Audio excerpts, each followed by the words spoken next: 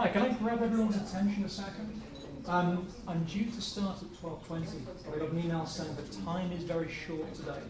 So if you don't mind, I'm just going to start off with a gentle introduction now, and then I think another 4 of you are due to arrive in a couple of minutes. But the introductions are generally the non-essential stuff. So I'll start now just to make sure that the next presenter has enough time. I'm here today to talk about best practices for using video. My name is James Moore. I'm the Director of Online Learning for the College of Commerce. What I'm doing at the moment is recording this presentation. One of the technologies I'm using is ScreenFlow. For the lucky Mac users in the audience, you'll be meeting me later today, and I'll show you how to use ScreenFlow. We're going to be in the faculty lab, which is in SAC on the second floor, and I believe Eric will be escorting you there if you haven't been there before. So I'm going to head over there beforehand. I'm using a camera at the back of the room, which is recording me. I'm also recording what's on the screen here, and because I am risk averse, I'm also using this device here to record my voice. So hopefully all those technologies will work, and there will be a transcript of recording what I'm doing today. Anyway, I'm here to talk about best practices for using video. I've handed out these horrible pieces of paper. This contains a sort of transcript, the information I'm going to cover today. It also has my contact information in here. If you look at the bottom of the pages, you'll see a URL, which is my web address. If you don't have one of these, raise your hand or give a shout, and Daniel will pass out one to anyone who's missing. If you need to get in touch with me, this is my contact information. I am based in the Loop. My telephone number is up on the screen here, my email address, and my URL. Can everyone see what's on the screen? Is that coming through loud and clear? Okay. Again, I apologize. There's very little time for me to talk today, so generally I'd start off with introductions, getting a better idea of what you'd like to learn from today, and tailoring my presentation. Fortunately, I have less time, so I'll sort of work through the meat of the materials. In case you are wondering, I'm British, hence the accent. If something doesn't make sense, please ask, raise your hand. I occasionally use British vernacular, which is sometimes a little bit different to American English. And as part of a gratuitous self-promotion, I'd like to point out that I teach a couple of classes here at DePaul. I teach Marketing 595, which is an internet marketing MBA class at the College of Commerce. I teach that face-to-face and online. And I also teach a 6-week certificate program on internet marketing and a 1-day seminar on search engine optimization. So a lot of the video stuff that I'm talking about today are things that I've used in practice the past 4 or 5 years.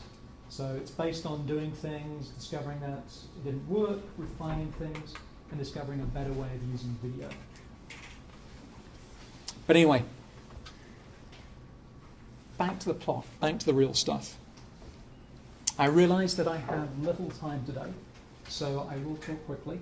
But obviously, if you have questions, ask them immediately. Don't sit on your hands and wait for my presentation to finish.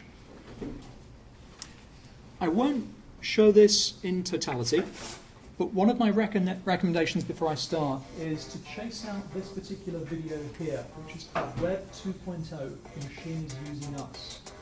Has anyone come across this before? Okay, a few of you. This was created by a cultural anthropologist who had been living in Africa for 2 years, came into the US, suddenly got back into technology, researched the availability and the uses of the web, and created this incredible video that lasts about 2 to 3 minutes. It has music in the background, it has no commentary, but it manages to say something that is fantastic. Pretty much every educational establishment in the US and around the world has started to use this, to link to this, to add this to content that they share in the classroom. This is perhaps one of the best examples of what you can do with video to talk intelligently to your students. I highly recommend you take the time to have a look at this at some point. Really, I could stop the presentation at this point and say, follow what this chapter has done, because he has transformed his material effectively into the medium of video. He's done something that you cannot do in the classroom. He's done something that you cannot do through text, which is ultimately what you want to do with video. Video is an alternative medium to use. And this brings me basically to the first recommendation. I'm giving 14 general recommendations today. The first recommendation is when using video, you don't want to replicate the mundane. Just because you can teach in the classroom, because you can convey information to your students, that doesn't mean you need to do the same thing when you use video. Because to be honest, that's probably the worst thing to do. Your students typically don't enjoy the classroom experience. And if you record something like today and create a video out of that for instructional purposes, that's just boring your students at home. That's making them hate you even more. An example of what I'm talking about here is we have two classics of literature and film. We have A Clockwork Orange, the book, written by Anthony Burgess, and then we have the movie directed by Stanley Kubrick. Both of these pieces of culture here say effectively the same thing. Think about it as being the same learning objective, but they say things in different ways. The movie is not a slavish adaptation of the book. The same themes are conveyed, but in a different way. So that's the first piece of advice as you think about video.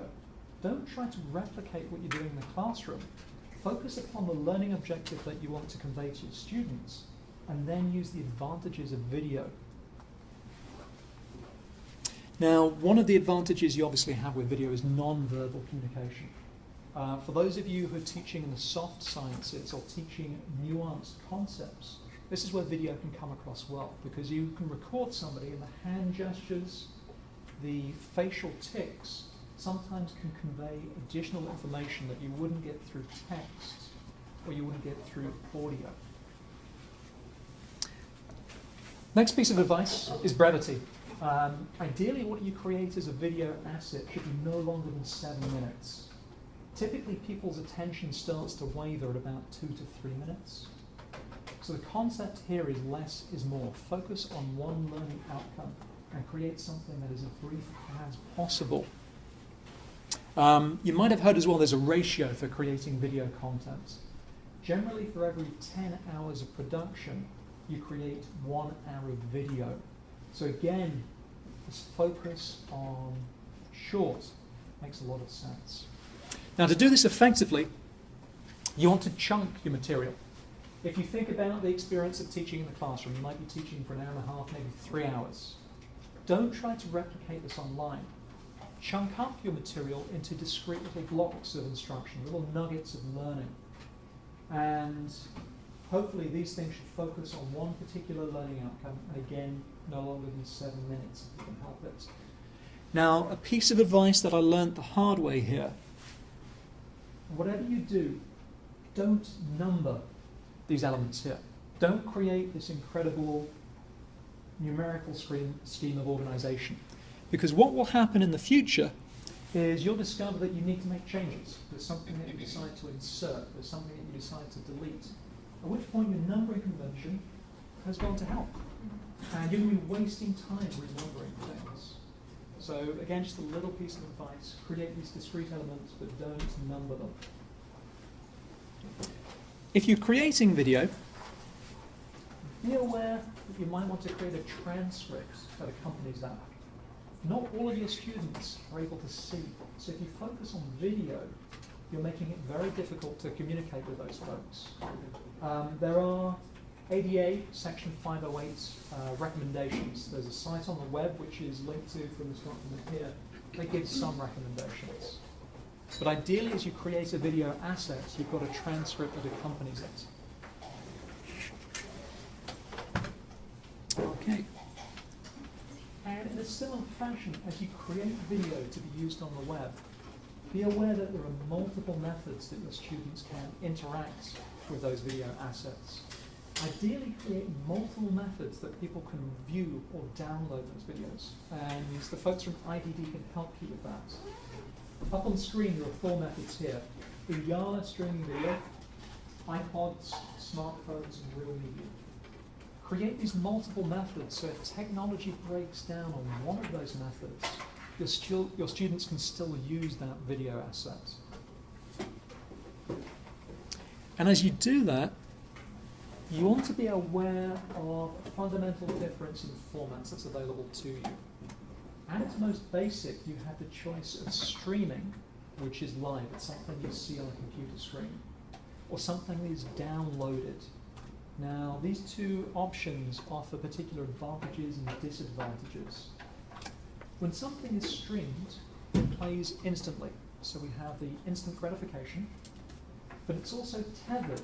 Somebody has to be connected to the internet and using some device to view what's going on. Now, this might be a disadvantage to some of your students who are mobile, who are moving around the world. It might be a disadvantage if somebody has to view something that is perhaps too long to watch, because they have to sit in front of their computer, which is generally a really uncomfortable place to be. But it's also harder to copy. If you're concerned about copyright, if you're using materials that are copyrighted, streaming is the safer way to go. Because your students typically cannot download that material, this affords you a certain degree of protection. So you might use this in situations where perhaps you're working on a book and you don't want that material out in the public domain. You don't want it accessible at the moment. So you can create a streamed asset. Or in a situation where you might be using something that somebody else has created and copyrighted.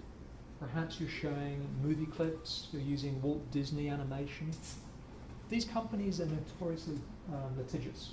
So if you stream something, you're protected by the Teach Act and you don't get into horrible trouble. Downloading takes time to save, but this is an advantage to students who might have a slow internet connection, because they can set things up to download overnight, or they can come into the university and use a faster connection to download everything to the machines and then take it with them. So in an ideal world, you provide both. Something that's downloadable is also mobile, so obviously they can take it with them. They can put it on little devices like these, and they can watch it in the gym or on a train. It's also shareable, so they may pass this with their colleagues. Generally, I view that as an advantage. Every video I create has my web address on there, and I see this basically as advertising for me. I'm not too concerned if people share my materials. But if you have anything that's copyrighted, you pretty much want to avoid this route. Okay. Moving on. The other sort of philosophical thing that you should think about as you create video is it should be entwined, entangled with any assignments that you create. Ideally, your students cannot complete the assignment that you've given them unless they watch the video asset. They should be integral to what you're doing. If you're discovering that it isn't, then really you're wasting your time and your energy. Why create something that somebody doesn't need? So again, when you create assignments, plan backwards. Look at the ways that you're going to test and assess learning in the classroom, and then create material that leads students through that they wouldn't be able to complete the assignment without watching that. Now, the way I improve this process is through student feedback. When I teach courses, I have a survey that I ask every week. And I ask these basic 6 questions to sort of work out how successful I am. I'll say, what was the most useful thing you learned this week? What was the least useful thing that you learned? Is there anything that you did not understand?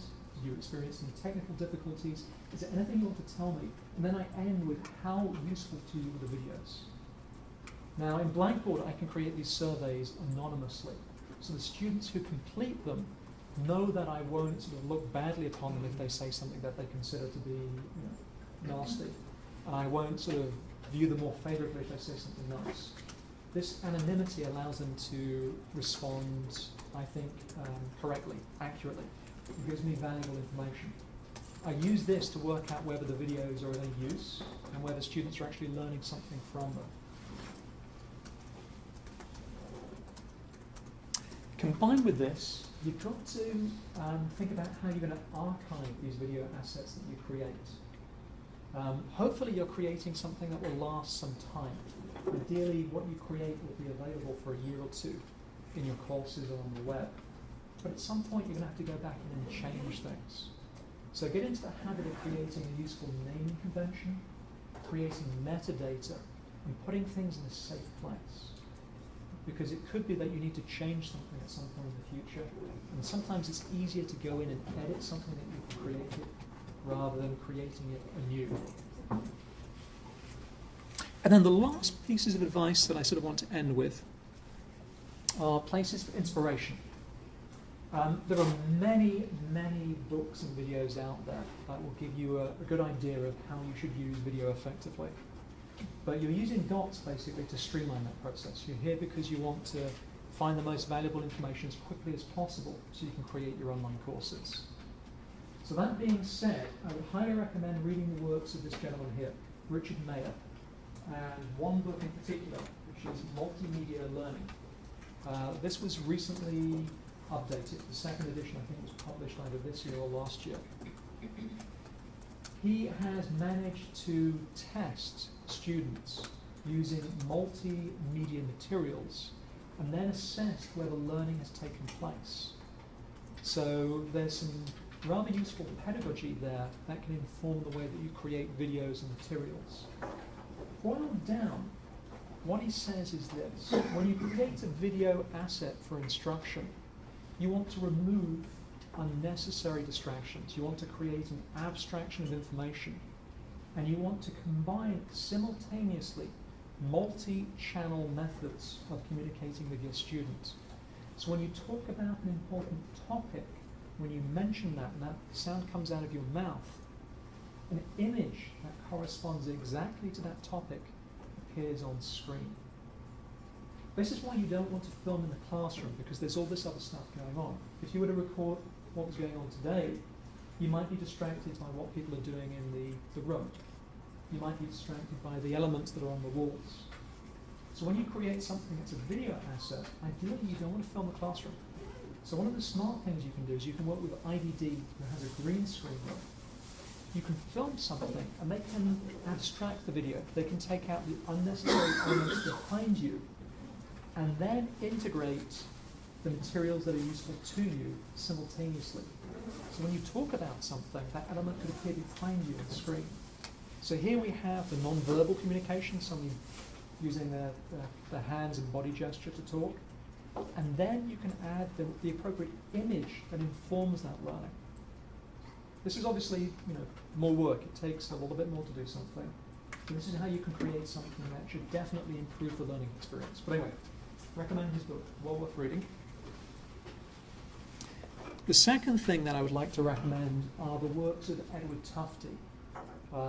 He's written a couple of books, but these 4 on screen are probably the ones that I would recommend concentrating on. He started off with a book called The Visual Display of Quantitative Information. And basically, within these books, he's demonstrating how you can use imagery, how you can use graphics to represent data, to show numerical information. And how, if you do this incorrectly, you can sometimes obscure the learning. You can give people a false impression. So he has examples of what you shouldn't do and what you should do. I think these are excellent resources to think about as you create your materials. And somewhat ironically, the last element here is an extended essay that became a booklet, which is called The Cognitive Style of PowerPoint, which demonstrates that sometimes using a slide deck like I'm using today is the worst method to inform learning, because it creates basically a channel of information that's pretty much binary. Something is one thing or another, and it creates sometimes a false narrative. So even though I'm using this tool today, be aware that sometimes this can convey the wrong information. He has an excellent example where he talks about the NASA space shuttle and the fact that there was a horrible accident and people died. One of the ways that technicians were telling people up the channel that there was a problem with the infrastructure, there was a problem with the fuel tanks, was through PowerPoint. And because you're creating this binary channel information, something is or something isn't, people weren't aware of the nuances. They weren't aware that there was a problem that should have been addressed. So an excellent extended essay, well worth thinking about as you create your materials. And then to end, what I'd like to do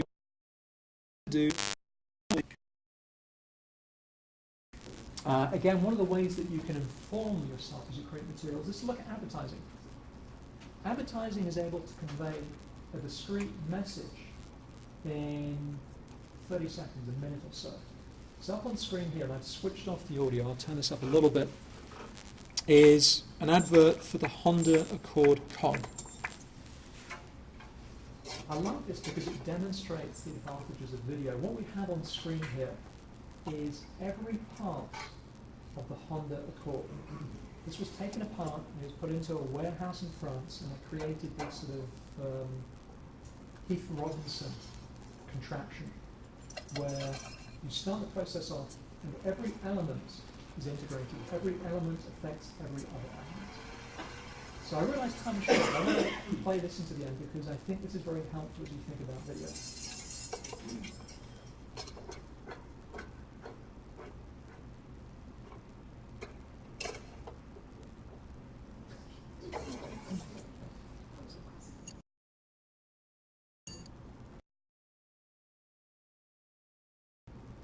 This is great. This thing hits the window screen here.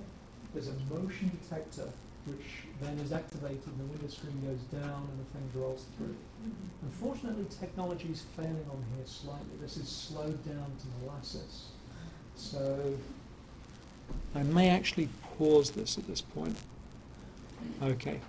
Let me tell you how this happens. Basically, this continues down and eventually it causes a car to activate, which is on a flatbed. And as the car switches on, that adjusts the weight very slightly so the car rolls forward and then activates a banner that falls down. And the tagline is, isn't it wonderful when everything just works? And this is how your video should be. This is something that you couldn't do in real life. There's no way that you could replicate this experience. This was created without any special effects. This is a real event. It took them, I think, perhaps 140 takes to get everything correct. And this explains their philosophy towards making a car. They created something where their attention to detail is unparalleled. And this is sort of how you should approach your videos. Your video is entwined with everything that you're doing in this course. It's integral to the learning experience. If you were to take the videos out, your course would be incomplete. It wouldn't achieve the stated objectives that you have in your course. So that's sort of the philosophy, I think, behind video. That is me done. I was due to finish by 12:45, and I finished 7 minutes early. So there's enough time for somebody else to do their bit. If you have any questions, I'm here. Otherwise, for the Mac folks, I'll be seeing you later today as you troop across to SAP. So thank you for your time. Do you have a minute for a question or two? Sure. Do you have any? I'm here. Would like to throw something out there? Any questions? Yes. One of the things you brought up was archiving intelligently. Yes. Are there particular ways that you archive? I mean, like with certain software or? Yes. The question is, archiving intelligent. Is there a way that you should do this? There are two methods that I follow. Generally, I'm creating software to create this. There's an editing software that I'm using. So for the PC folks, you might be using Camtasia. For the Mac folks, you might be using ScreenFlow. So what I suggest at the end of that process, when you've created something that works, you export that file and you save that, because that means you can go back after the fact and continue the editing process. For those of you using those of you using Camtasia, the way you do this is you can click on Export as a zip file, and there's a little checkbox you check that basically zips up all the assets you've been using and moves it into a zip file. You can take that and save that for later. With ScreenFlow, folks, the process is somewhat easier. You just save the file and put it somewhere else. But you want to keep that file readily accessible in case you need to go back and make changes. The second part of archiving is whatever you export, you want to export in a high fidelity format. So from Camtasia or ScreenFlow, you generally export as a QuickTime file, and you save that. In the rare instances that technology fails, and you need to get that file to somebody else very quickly. It could be that the university's burnt down, and there's some student that you're working with that needs that video that you've created. with that exported file, you can at least send that to them or export it into a more compact format in Transcript. As I do this, I create a folder structure on my computer that has the data when I created something, and I use metadata, which is information about information, to say, when I created something, what the learning objective is, what course I used this in. If something is really complicated, I'll create a Word or text file that goes with that asset, just to point out any issues that might have happened creating that, or what I was trying to achieve. And then, because I'm really paranoid, I save that somewhere different. I'll burn it to a DVD and leave that at home, or I'll put it on an external hard drive. Or leave that in a different place than my work on my home PC. So if things burn, if hurricanes happen, at least I've got that asset somewhere else. But the nice thing is, if you work with IDD and you're using their resources, they'll back up stuff for you as well. So that was probably a complicated response, but hopefully it answers your question. Anything else? Thanks very much to James. Okay, thank you.